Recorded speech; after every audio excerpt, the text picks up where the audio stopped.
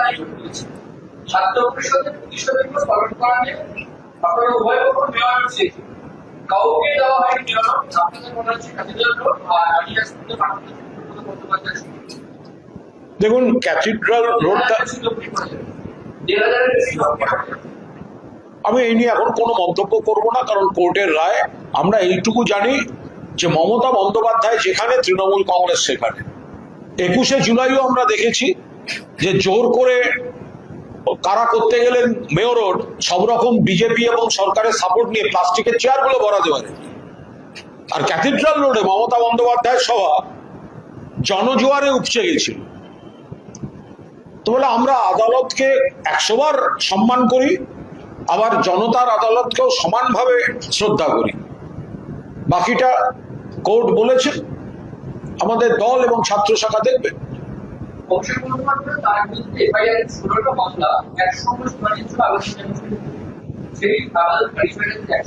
আমি বলতে পারবো না, এগুলো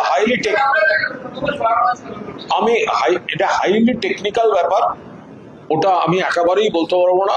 যেটা আইনের যে পার্টটা আমি জানি না, যে কেসটা আমি বুঝি না, আর সেটার সঙ্গে আমি দলের আমি কোনো রিয়াকশনও এখন দিতে পারবো না।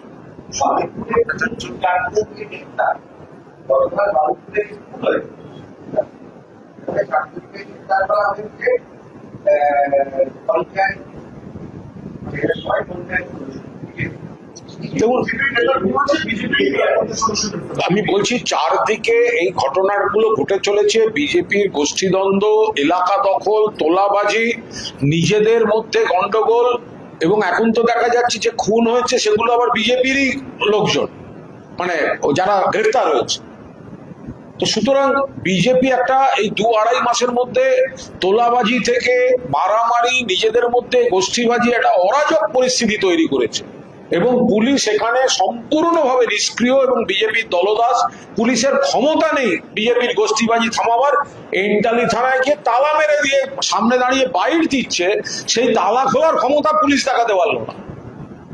ফলে বিজেপি এইগুলোর পেছনে, তৃণমূল তো আর এসবে জড়িত নয়। এলাকা দখল, গোষ্ঠীবাজি, দাদাগিরি করতে গিয়ে এগুলো করছে বিজেপির লোকেরা, ধরা পড়েছে বিজেপি। একাধিক কেসে একাধিক জায়গা থেকে বিজেপিকে ধরতে বাধ্য হচ্ছে। ধরবো না করেও যেটুকু ধরতে বাধ্য হচ্ছে সেটা বিজেপি।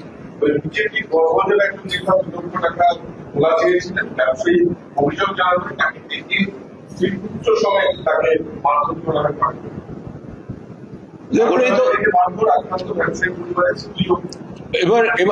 এবার বিজেপি তোলা চাইছে ব্যবসায়ীর কাছে। ব্যবসায়ী যদি কমপ্লেন করেন, তাহলে আবার যার বিরুদ্ধে অভিযোগ তার কাছেই খবর চলে যাচ্ছে।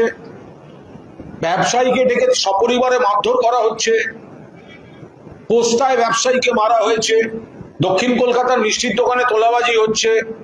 কোন শিল্প সংস্থা চিঠি পাঠিয়েছে তোলাবাজির হুমকি, প্লট, দিকে দিকে তোলাবাজি। এবং বিজেপির নেতারা বারবার এটা বলতে বাধ্য হচ্ছেন, যদিও তাদের কথা কেউ শুনছে না।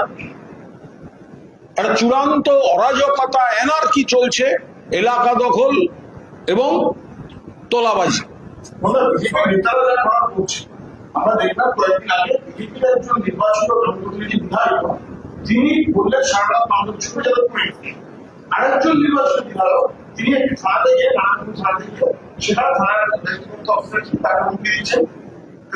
আমরা তো বারবার বলছি, পুলিশের কোনো ক্ষমতাই নেই। পুলিশের হাত পা বেঁধে রাখা হয়েছে। পুলিশ অফিসাররা কাজ করতে পারছেন না। তাদের পরিষ্কার যেভাবে বিজেপির গায়ে হাত দেওয়া যাবে না, বিজেপির কথা শুনে চলতে হবে। মমতা বন্দ্যোপাধ্যায়ের নেতৃত্বে যে তৃণমূল কাজ করছে, তাদের মিথ্যা মামলায় অ্যারেস্ট করতে হবে, হ্যারাস করতে হবে, হুমকি দিতে হবে। আবার যাদের বিরুদ্ধে নানা অভিযোগ থাকলেও, যারা হঠাৎ বালিশ শিবির হয়ে গেছে বা বেঈমান তৃণমূল হয়ে গেছে, তাদের বিরুদ্ধেও ব্যবস্থা নেওয়া যাবে না। আর বিজেপির নেতারা দাদাগিরি। এমএলএ বিশ্ববিদ্যালয়ের সামনে দাঁড়িয়ে বলছেন সারা রাত তাণ্ডব চলবে। একজন এমএলএ কে দেখলাম থানার সামনে বলছে ঘেরাও করে রাখবো। দুটো গোষ্ঠী গিয়ে ইন্টারি থানায় তালা মেরে দিল, মানুষ দেখছেন।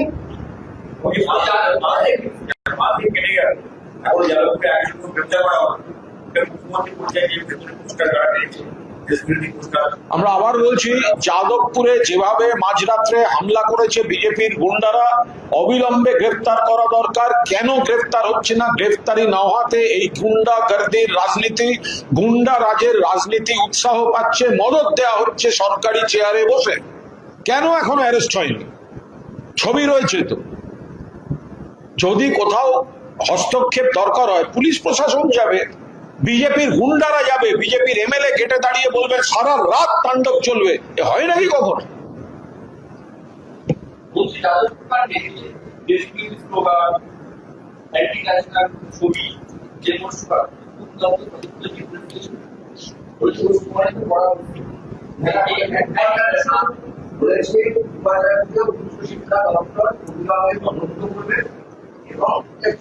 আমরা যদি কোনো শিক্ষা প্রতিষ্ঠানে কেউ দেশ বিরোধী, কোনটা দেশ বিরোধী সেটাও খতিয়ে দেখে নিতে হবে। দুম করে একটা তো কাউকে দেশ বিরোধী তকমা লাগে, যারা হঠাৎ বলে দেবে কাশ্মীর মাঙ্গে আজাদি, আমরা সেটা সমর্থন করি না।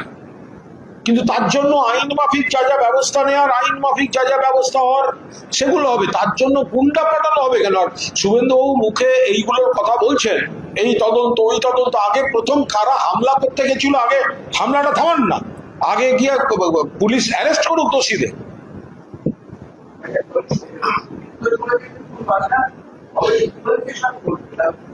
দেখুন, দিলীপ ঘোষ প্রচারে পিছিয়ে পড়েছেন। যখন তিনি বিরোধী পক্ষে ছিলেন তখন দিলীপ ঘোষের সকাল থেকে ইকো পার্ক থেকে শুরু করে বিভিন্ন মণিমুক্তর মতো সংলাপ, তাতে বাকি বিজেপি নেতারা পেছিয়ে পড়েছিল। তারপর দিলীপদা একটা বিয়ে করে ফাটিয়ে দিলেন, বাকিদের পুরো প্রচার থেকে আউট। এখন সরকারে আসার পর শুভেন্দুবাবু 1 নম্বর, কারণ মুখ্যমন্ত্রীর চেয়ারে। এরপরে অগ্নিমিত্রা পাল ম্যাডাম যেভাবে ফুটপাতে ফুটপাতে ঘুরছেন, বন্যা এলাকায় রবীন্দ্রসঙ্গীত গাইছেন, ফলে বঙ্কিমচন্দ্রের বন্দে মাতরম বলছেন, ও আমার দেশের মাটি করছেন সবাই। ফলে দিলীপ বাবু আবার এই কম্পিটিশনটায়, ওপাশে সর্বরী দেবী সেখানে গিয়ে বলছেন রাত ভোর হামলা করুন। হ্যাঁ, মানে এক একজন একে টেক্কা দিয়ে ও ঢুকে যাচ্ছে। ফলে দিলীপ দাকে আবার এই NK সলিলের মতো একটা সংলাপ টংলাপ নিয়ে ঢুকতে হচ্ছে।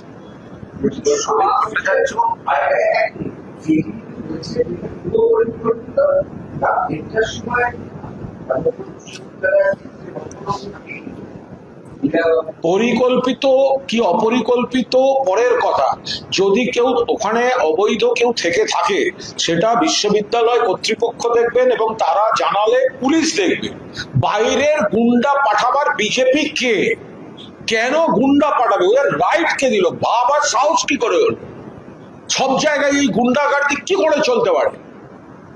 যদি যাদবপুর বিশ্ববিদ্যালয়ের বিরুদ্ধে এমন ভেতরে কেউ থেকে থাকে, বাজে জমায়েত অমুক, তো পুলিশকে বলবে, পুলিশ যাবে, বিশ্ববিদ্যালয় কর্তৃপক্ষ দেখবেন। তার জন্য গুন্ডা যাবে কেন?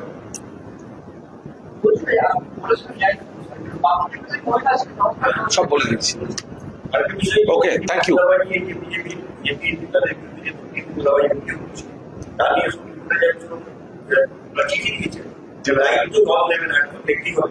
কাকে চিঠি দিয়েছে?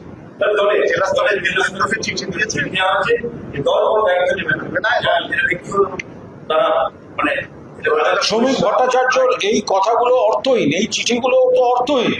শ্রমিক ভট্টাচার্য হয়তো চাইছেন, উনি হয়তো মন থেকে বলছেন, কিন্তু সুকান্ত মজুমদার যাকে বললেন তোলাবাজ, স্মাগলার, প্রকাশ্যিক বড়াই, তাকেই তো শ্রমিকবাবু তাদের এখানকার আমাদের থেকে রিজাইন করিয়ে তাকে রাজ্যসভার সদস্য করেছে। ফলে তোলাবাজ বললে কিন্তু শুধুমাত্র পাড়ার কে একটা তোলাবাজি করলো তাকে শোকজ করে শাস্তি দিয়ে তার উপর বীরত্ব দেখি হবে না। বড় নেতা যাদের বিরুদ্ধে একসময় বিজেপি নেতারাই বড় বড় কথা বলতেন, তারাই তো আপনাদের কোলে দোল খাচ্ছে, হয় ডাইরেক্ট আপনাদের অথবা আপনাদের ইনডিরেক্ট ভাবে আপনাদের কোলে দোল খাচ্ছে। ফলে এইসব চিঠি লিখে লাভ কি আছে? কেউ শুনবে?